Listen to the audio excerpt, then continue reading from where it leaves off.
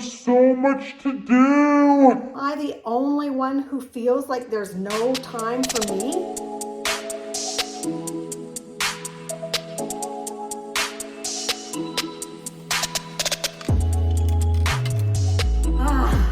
Finally, something for me.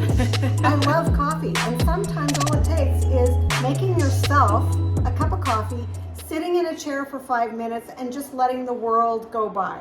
You might have trouble like taking your coffee and sitting down. I know for myself, I often feel guilty when I actually do that and sit down to rest. What we hear over and over and over again in our Christian community of women is that they just don't have time to prioritize themselves. But more than that, they feel guilty for taking care of themselves and prioritizing themselves in every day-to-day situation. I think we've all felt that way.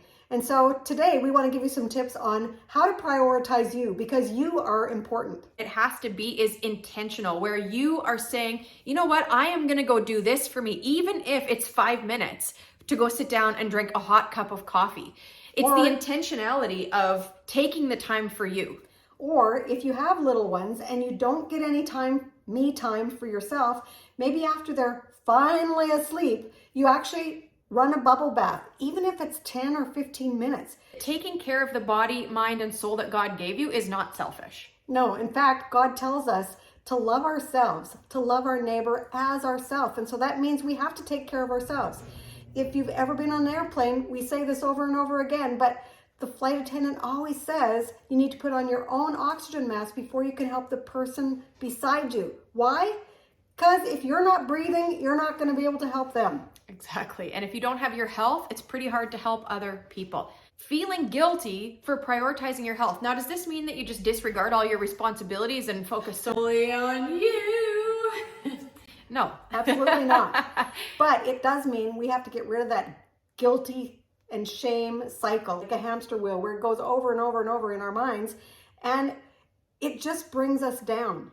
It makes us feel defeated. And that's not the way we want to live. Well, the point that we want to get across is this.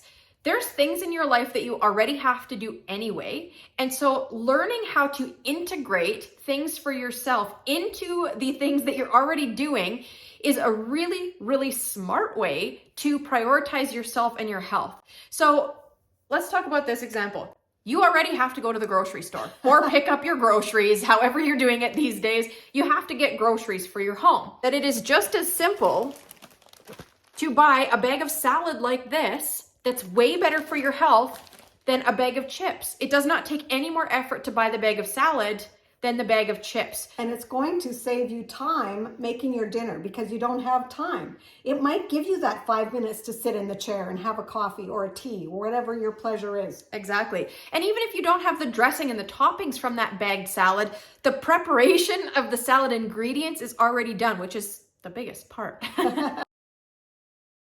Here's another one. You already have to make dinner for you and your family or a meal. You could easily put your earbuds in and listen to some worship music while you're doing it. And guess what? That's going to just lift you up and you're going to say, wow, that was actually a fun time rather than a chore. Another thing you could do is get yourself outside for a little fresh air and a walk, even if it's for 10 minutes around your block. So why is that so good? Well, because when you get outside and you actually breathe fresh air and you see different views than the four walls in your house, you think totally different than you did before. Another really great thing to just add into your already existing routine is this. Call a friend and ask them to come along with you while you run your errands. That's a great idea. And before you call the friend, make yourself a tea or a coffee so that you're sitting down and enjoying that conversation. All these little things add up in a day. We've just listed a whole pile of little things that you might not have thought of where you're actually working on me time. So concentrate on getting out of that guilt and shame cycle and start prioritizing yourself. And maybe you do actually have to get your calendar out and schedule a block of time for you. Maybe you're going to have to tell your husband, you know, I really need some me time. And so I blocked an hour out on this day so that you can look after the kids. And hopefully he'll do it for you.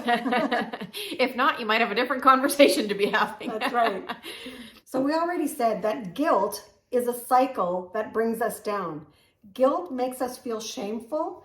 And when we think that we're being shamed for, just living our lives and prioritizing ourselves, well, then we need to have a new focus. We have to claim God's promises every day. We have to put on the armor of God every day so that we can, shield ourselves from those flaming arrows. Because the devil is not happy that you are a child of God, because he knows that he has no power over you. So you want to know what he does in the meantime? He tries to get in here because he knows he can't win. But he tries to get in here to get us discouraged, to get us down in the dumps so that we stop moving forward towards the purpose that God is calling us for. The enemy doesn't want us to prioritize ourselves because he knows that when we do, it's going to bring us up. It's going to lift us up. And then we're going to look after everyone else even better than we did before. Mm-hmm. So he doesn't want us to prioritize ourselves. He wants to keep us down and stuck. Mm-hmm. So we're Ruth and Casey with Healthy Christian Living, and we're here to encourage you today. To prioritize yourself with at least one thing in your day today. Thanks for being here watching.